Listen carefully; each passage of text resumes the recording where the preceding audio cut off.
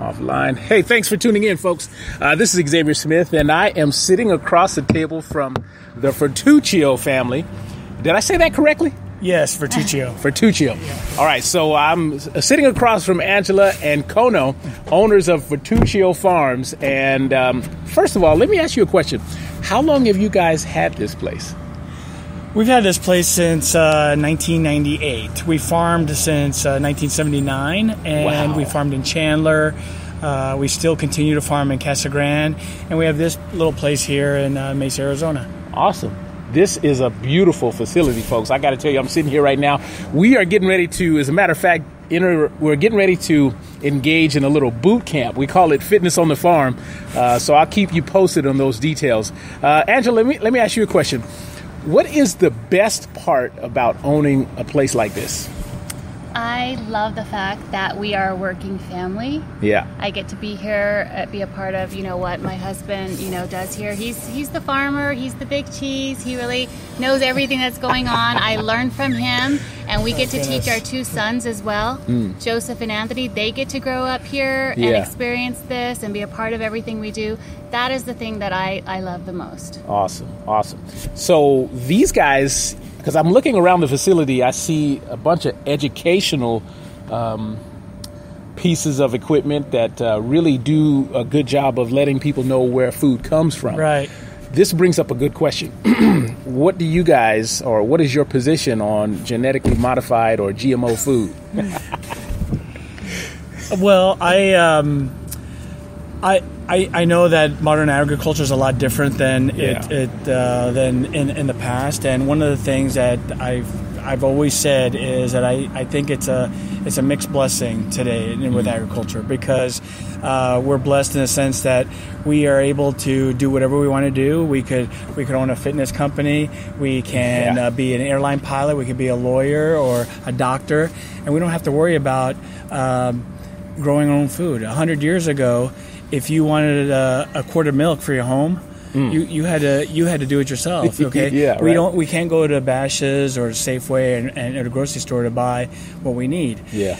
Unfortunately, because there's fewer and fewer farmers growing food for more and more people, they do take advantage of technology to grow food that for the masses. Yeah. So do I agree with it? In some instances, yes. As a business, it's something that a farmer needs to do. But as an individual, if I want something really good, I like to grow it myself. Okay. Great answer. I know my personal opinion, man. I'm like, if we can do without it, that's I agree. Better but for me. I grew up with my parents who were always about, if you can grow it yourself, it's always better. Yeah. If you can make it yourself in the kitchen, it's always better. Yes. Anything is always better. Is it okay to go and eat a fast food hamburger once in a while? There's nothing wrong with that. The problem is, I think today is we've gotten so far away from growing our own food that instead of just enjoying a hamburger at a fast food place, now it's our breakfast, lunch, and dinner. Oh man, it's terrible. Okay, right. And it wasn't like, hey, we get soda for as a treat once in a while.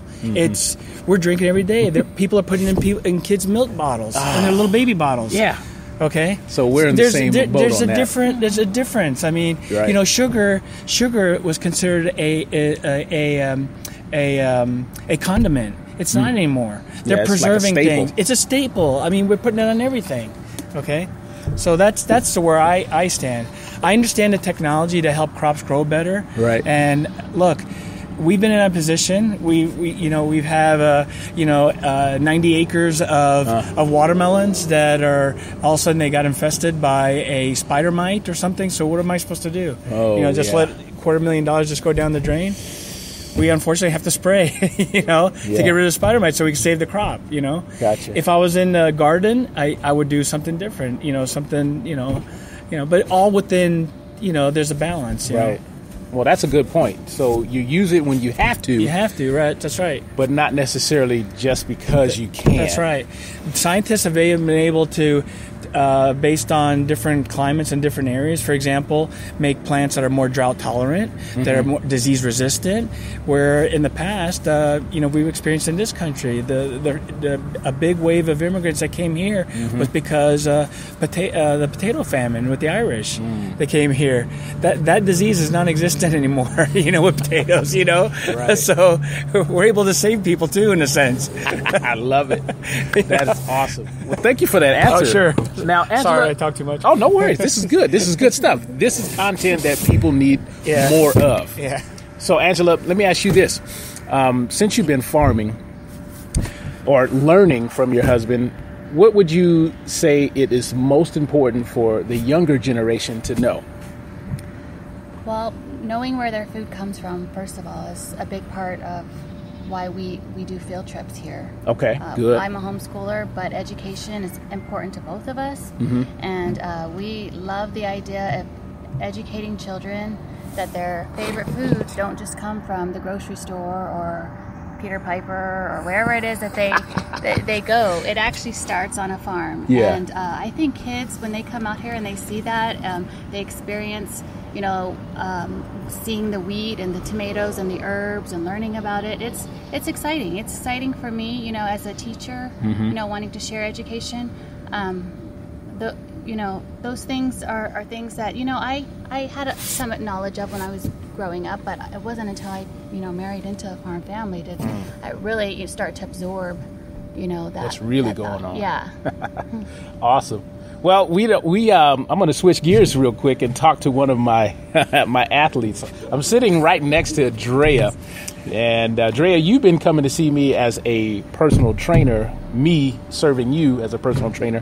What do you feel, and how does farming tie into the stuff that you've learned since we started working together?